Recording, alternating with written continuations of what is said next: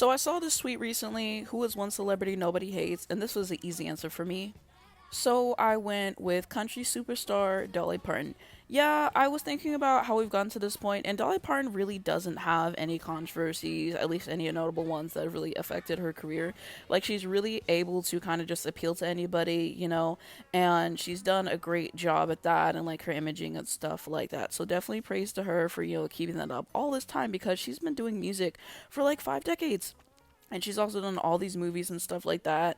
And I think that, her being such a champion of like women's rights and also standing up for the LGBT community and, being against racism and like speaking up, when it matters for the most part, I think that that is really important. And so she's really always done that all the way throughout time. And I think now, retrospectively looking back at it, I think that definitely helps. But I mean, back then, it was brave of her to do that in a sense because not everyone really was doing that. So I think that's kind of how we've gotten to this point. And also I just think that she has like a lot of charisma. I think she's really funny, very much down to earth and everything. You watch an interview of hers, you're definitely going to be getting in a good laugh, that's for sure. But she's also a very smart person, very business minded. She has what, like 49 albums or something like that I was saying the other day. Like, she's always like working and doing a project and stuff like that, and her making this music for so long, I'm sure that that appeals to so many different people.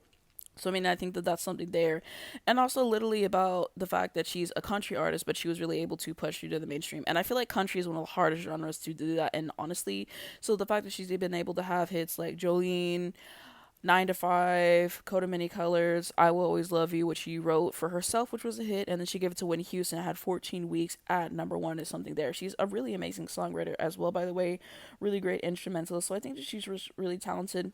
She really came from humble beginnings because she had like 11 other siblings. She was very poor. So she really had to work her way to get to where she is now. And you can tell that she really appreciates it. She doesn't really come off as someone who is full of herself. Like, I think that she has assurance in herself, but she's not full of herself. And I really think that there is a difference.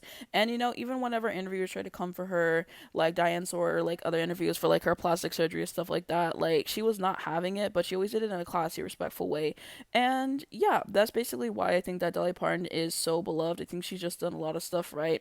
Miley Cyrus is her goddaughter, so I think that that really helped usher her in with, my generation knowing about her and stuff like that. And, she's always pretty courteous for the most part. She doesn't really have beef with many people, but like I said, she doesn't allow herself to be disrespected.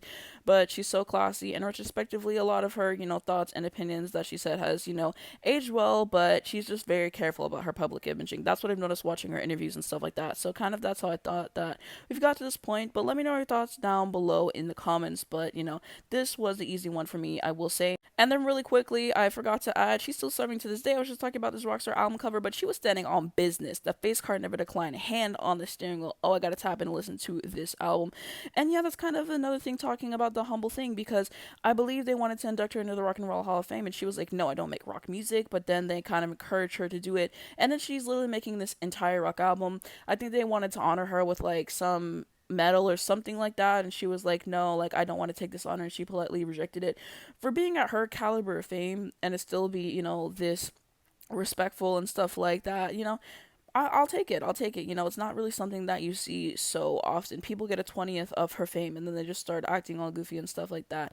But I think that humility really does, play a huge part in everything. She got Dollywood, which is successful. It just seems like she treats people well. She's been through a lot. She doesn't take anything for granted. She got the talent to back it up. She's smart with her public imaging and everything like that. A lot of good steps.